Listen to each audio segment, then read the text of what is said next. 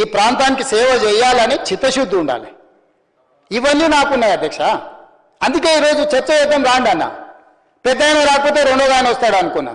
రెండో ఆయన లేడు, మూడో ఆయన లేదు. తీసేసిన తహసీల్దార్ కూడా లేడు అధ్యక్ష. ఊళ్ళో అట్లా ఖాళీగా ఉంది. వస్తే అడిగేటోను అధ్యక్ష. వాళ్ళు తెలివితేటలకు నాకు తెలివి లేదన్నందుకు, భాష రాదన్నందుకు ఏదో మాట్లాడుకున్నాను రాండే స్వామి ఏందుంది అని చెప్పి. అందుకే అధ్యక్ష ఈరోజు ఈ ప్రాజెక్టుల కోసం, ఈ అనుమతుల కోసం, ఈ సమస్యల పరిష్కారం కోసం నిరంతరం ప్రయత్నం చేస్తున్నాం. ఉత్తమ్ కుమార్ రెడ్డి గారు సైనికుడిగా చేశారు. ఏ దేశానికి మధ్యలో, ఇండియా పాకిస్తాన్ మధ్యలో యుద్ధం జరిగినా యుద్ధ వాతావరణాన్ని, యుద్ధ మేఘాలను తగ్గించాలంటే చర్చలు చేశారు.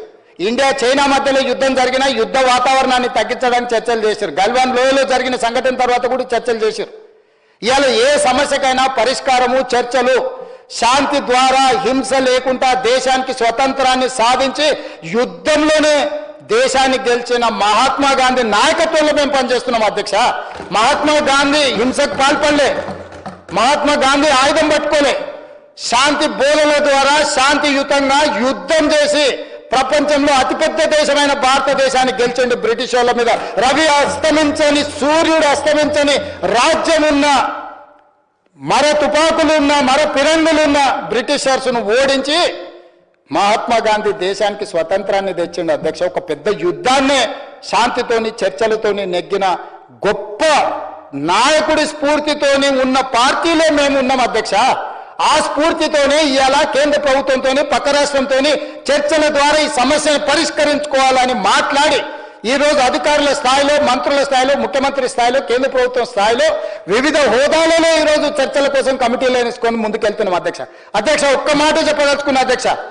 నువ్వు ఆనాడు వైఎస్ జగన్మోహన్ రెడ్డి గారిని నీ ఇంటికి పిలిచి పంచపక్ష ప్రమాణాలు పెట్టి Rayalaseema lift irrigation per day 3 TMCకి టెండర్లు ఇచ్చి, కాంట్రాక్టులు ఇచ్చి, కమిషన్లు కొట్టి, భుజం తట్టి, వెన్ను తట్టి నువ్వు ప్రోత్సహిస్తే నేను చంద్రబాబు నాయుడు గారి మీద, కేంద్ర ప్రభుత్వం మీద ఒత్తిడి తెచ్చి రాయలసీమ లిఫ్ట్ ఇరిగేషన్ ఆపిచ్చిన అధ్యక్ష. నా చరిత్ర ఇది, నీ నీతి గది. ఇవాళ నేను సూటిగా చెప్పదలుచుకునే వేదిక మీద నుంచి 2 రాష్ట్రాల మధ్యలో మంచి వాతావరణం ఉండాలని ఇప్పటి వరకు నేను సాధించిన విజయాన్ని కూడా నేను చెప్పుకోలేదు అధ్యక్ష. సూటిగా చంద్రబాబు నాయుడు గారికి విజ్ఞప్తి చేసిన నేను, రాయలసీమ లిఫ్ట్ ఇరిగేషన్ మీరు ఆపితే మేము ఏదైనా విషయాల మీద చర్చకు వస్తాము, లేకపోతే మీతో చర్చించడానికి అవకాశం లేదు. మొట్టమొదట 3 TMCలు పర్ డే అక్రమంగా నిర్మిస్తున్న రాయలసీమ లిఫ్ట్ ఇరిగేషన్ పనులను మీరు ఆపండి అని మేము వారిని క్లోజ్ రూమ్లో అడిగితే మా మీద గౌరవంతో రాయలసీమ లిఫ్ట్ ఇరిగేషన్ ఆపేసింది అధ్యక్ష. మీరు ఈరోజు నిజ నిర్ధారణ కమిటీని సభ నుంచి పంపించండి. కూనంనేని సాంబశివరావు గారిని, అక్బరుద్దీన్ ఓవైసీ గారిని, బీజేపీ మహేశ్వర్ రెడ్డిని ఎవరిని కమిటీ చేస్తారో, ఇంక్లూడింగ్ బీఆర్ఎస్ మాజీ సాగునీటి పారుదల శాఖ మంత్రులు 2 ఉన్నారు, చంద్రశేఖరరావు, హరీష్ రావు. వాళ్ళిద్దరు నాయకత్వాన్ని ఎవరినో ఒకరిని పెట్టి రాయలసీమ లిఫ్ట్ ఇరిగేషన్ పనులు ఆగినాయా లేదా, ఉత్తమ్ కుమార్ రెడ్డి గారు మంత్రి అయిన తర్వాత, కాంగ్రెస్ అధికారంలోకి వచ్చిన తర్వాత ఆగిన వాళ్ళ నిజ నిర్ధారణ కమిటీ పంపించండి అధ్యక్ష. మీరు ఆదేశాలు ఇవ్వండి అధ్యక్ష. ఈ సభ నుంచి మేము అక్కడ రాయలసీమ లిఫ్ట్ 3 TMCలు పర్ డే దోపిడీని ఆపిచ్చి చర్చల పేరు మీద ఈరోజు పాలమూరు రంగారెడ్డి ఎత్తిపోతలకు అనుకూలంగా నిర్ణయాలు వచ్చి, ఉమ్మడి రాష్ట్రంలో మా ప్రాజెక్టులకు మీరు ఎలాంటి అభ్యంతరాలు పెట్టకండి, మా కడుపు కొట్టకండి అని వాళ్ళ మీద ఒత్తిడి తీసుకొచ్చి ఈరోజు ఒక కొలికి పట్టుకొచ్చినాం అధ్యక్ష. ఒకవేళ మీరు పాలమూరు రంగారెడ్డి ఎత్తిపోతలు శ్రీశైలంలో కట్టేది కొత్త ప్రాజెక్ట్ అని అభ్యంతరం పెడితే మేము తక్షణమే పాత ప్రాజెక్ట్ అయిన జూరాల నుంచి పర్ డే 2 TMCలకు 70 TMCలు జూరాల నుంచి వచ్చిన ఎంబడే పట్టుకొని జూరాల నుంచి చక్కగా పాలమూరు రంగారెడ్డి నల్గొండకు తరలిస్తాము. అప్పుడు ఎవరడ్డం వస్తారో చూస్తామని ఆంధ్రప్రదేశ్కు చెప్పిన చరిత్ర, నిటారుగా నిలబడి వాళ్ళకి చెప్పిన చరిత్ర మాది అధ్యక్ష.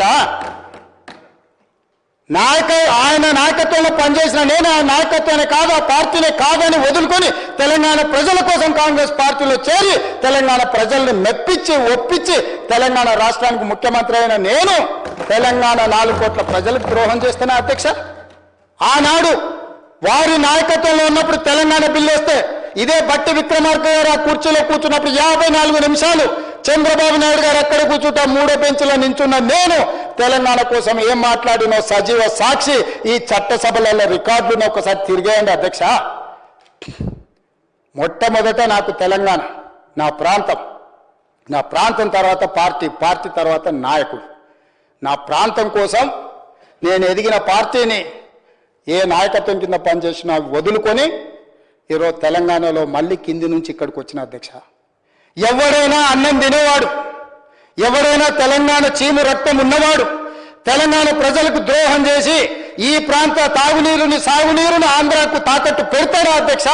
నాలాకటి వాడు పెడతారా అధ్యక్ష? 20 ఏళ్ళ నుంచి మీరు అందరూ నన్ను చూస్తారు, మీరైతే 30 ఏళ్ళ నుంచి చూసిండ్రు. విషయం వచ్చినప్పుడు నేను మనుషుల పట్ల మర్యాదగా ఉంటా, వ్యక్తులను గౌరవిస్తా, సమాజంలో మర్యాదగా బ్రతకాలి అనుకుంటా. కానీ హక్కులకు భంగం కలిగితే ఎవరి మీదైనా తిరగబడతా అధ్యక్ష.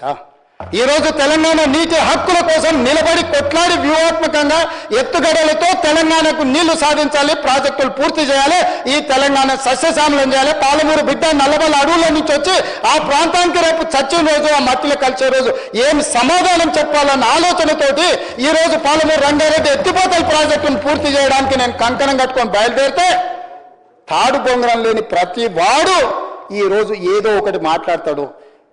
సభ పెడతానంట, బట్టలు ఊడదీస్తారంట. నువ్వు రాలేదు కానీ నేను వస్తా ఊడదీసి చూతురా. మాట్లాడేటప్పుడు ఒళ్ళు దగ్గర పెట్టుకొని మాట్లాడమని చెప్పుండ్రు అధ్యక్ష. మీరు నాకు మాటలు రాక కాదు, మర్యాద సంస్కారము సభ్యత అడ్డం వచ్చి నేను మాట్లాడట్లేదు అధ్యక్ష. ఇవన్నీ మాట్లాడితే వస్తే లెక్క బరాబర్ చెప్పేటోని అధ్యక్ష. ఈరోజు ఈ వేదిక మీద నుంచి స్పష్టంగా తెలంగాణ ప్రజలు నా చిత్తశుద్ధి పట్ల నమ్మకం విశ్వాసం ఉన్నది. చచ్చిన తెలంగాణ కోసం చేస్తాం, పోరాడిన తెలంగాణ కోసం పోరాడతాం, ఈ మట్టిలోనే కలుస్తాం, ఈ ప్రజల కోసమే పని చేస్తాం. ఇది మా అందరి కమిట్మెంట్ అధ్యక్ష, నా ఒక్కరిది కాదు. వీళ్ళందరికీ నాయకుడిగా మాకు ఏమైనా ఉండొచ్చు, భిన్న అభిప్రాయాలు ఉండొచ్చు మా అందరికీ. తెలంగాణ నీళ్ల విషయంలో, తెలంగాణ నిధుల విషయంలో, తెలంగాణ అభివృద్ధి విషయంలో మాకందరికీ ఏకాభిప్రాయం 100% నిక్కచ్చిగా నికార్సుగా ఈ తెలంగాణ కోసం నిలబడతాం, తలబడతాం తప్ప ఎవరికి తల వంచము. తెలంగాణ ప్రాజెక్టు నీటి హక్కులను కాపాడతాము. ఇవాళ ఉత్తమ్ కుమార్ రెడ్డి గారు ఏదైతే రాసిండ్రో 45 టీఎంసీలు మొదటి విడత, 45 టీఎంసీలు మలి విడత అనుమతులు రావాల్సిందే. లేకపోతే జూరాల నుంచి 70 టీఎంసీలు మేము తరలిస్తాం. ఇవాళ జూరాల నుంచి అక్కడికి మార్చడం వల్ల జూరాల మన ప్రాజెక్టు, కర్ణాటక నుంచి వచ్చే కృష్ణా జలాలు, భీమా జలాలు మొదట జూరాలనే వస్తాయి. వచ్చినట్టే ఇటే తెచ్చుకుంటే ఎవరు వస్తారో చూస్తా. జగన్మోహన్ రెడ్డి వస్తాడా, చంద్రబాబు నాయుడు గారు వస్తారా, నరేంద్ర మోడీ వస్తాడా ఆపడానికి నేను కూడా చూస్తా అధ్యక్ష. ఇవాళ శ్రీశైలంకు తరలించినందుకే అంతర్రాష్ట్ర ప్రాజెక్ట్ అవడం వల్ల ఈ రోజు వాళ్ళు అభ్యంతరం పెట్టడం వల్ల జూరాలలో మనం పనులు చేసుకోలేని పరిస్థితి వచ్చింది అధ్యక్ష.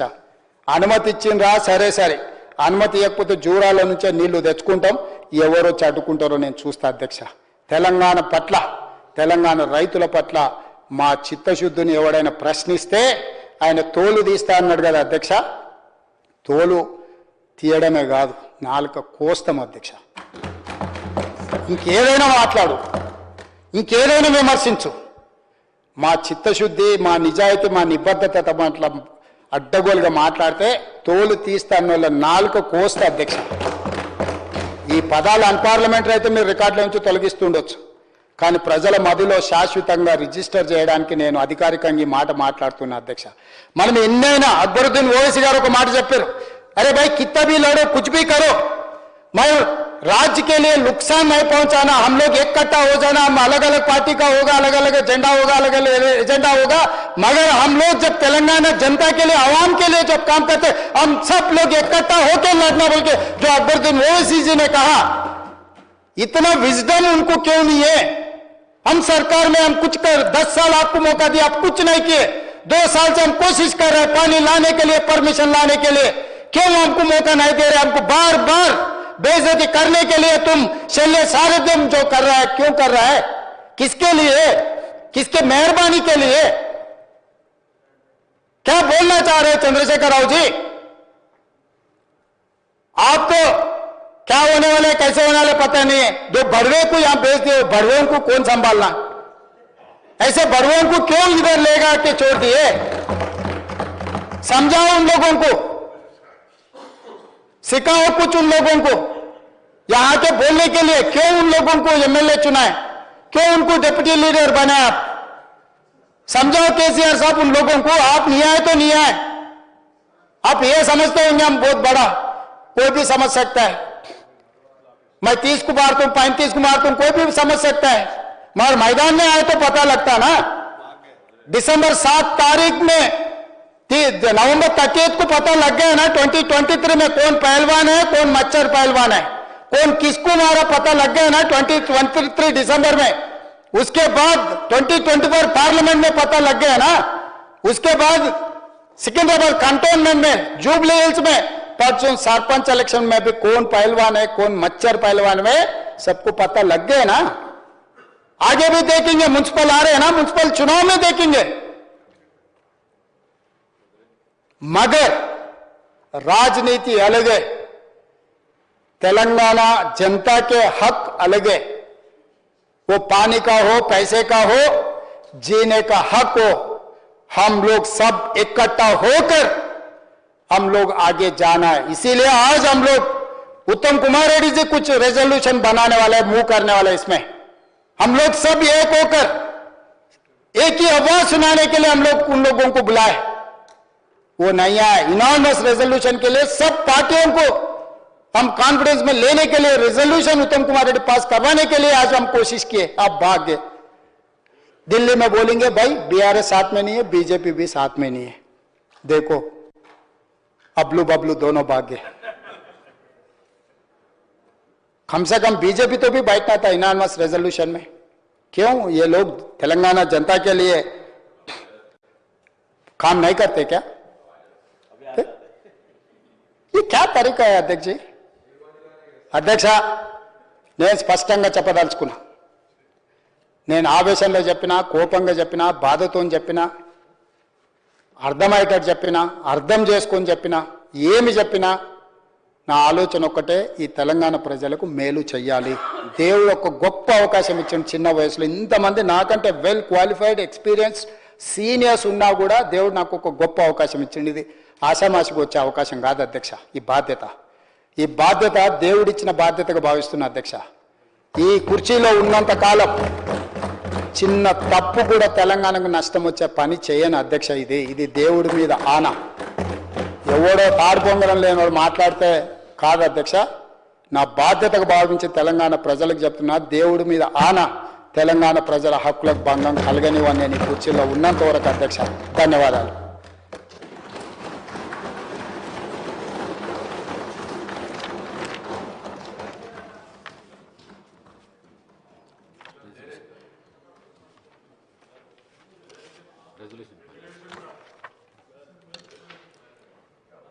I request the Minister for Irrigation to move the resolution.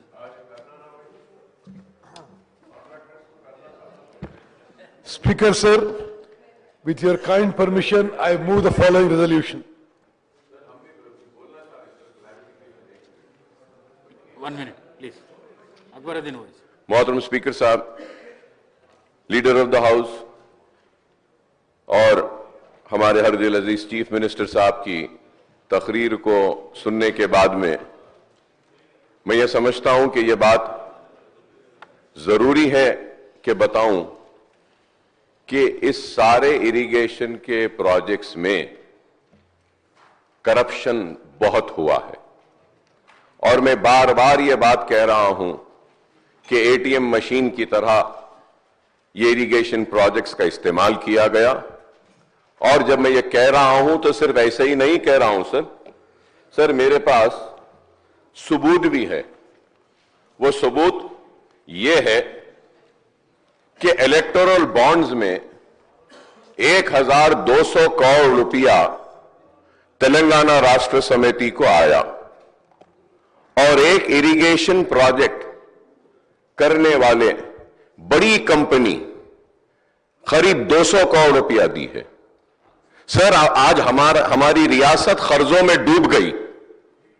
यह करप्शन की वजह से हमारे रियासत के स्टूडेंट्स की स्कॉलरशिप हुकूमत नहीं दे पा रही है। अगर यह करप्शन नहीं होता तो 8000 करोड़ की जो बकाया जात है वो अदा हो जाते, सरपंचों के पैसे अदा हो जाते और आरोग्यश्री के बीमार लोगों के पैसे। ఎలాంటి అనుమతులు ఇవ్వరాదని కేంద్ర ప్రభుత్వాన్ని కోరుతూ ఏకగ్రీవంగా తీర్మానించడం జరిగింది. Resolution moved. The question is that the government resolution is before the House.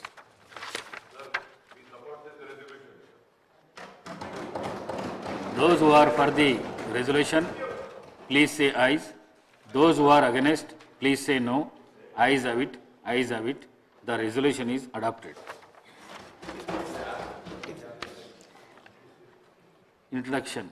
I request the Minister for Health and Medical on behalf of the Chief Minister to move the motion for leave to introduce the Telangana Universities Amendment Bill 2026. Honorable Speaker, sir, on behalf of the Honorable Chief Minister, I beg to move for the leave to introduce the Telangana Universities Amendment Bill 2026. Motion moved. The question is that the Telangana Universities Amendment Bill 2026 be introduced. Those who are for the motion, please say ayes. Those who are against, please say no. Ayes have it, ayes have it. The motion is carried and the bill is introduced. The House is urgent to meet again at 10 a.m. on Monday, the 5th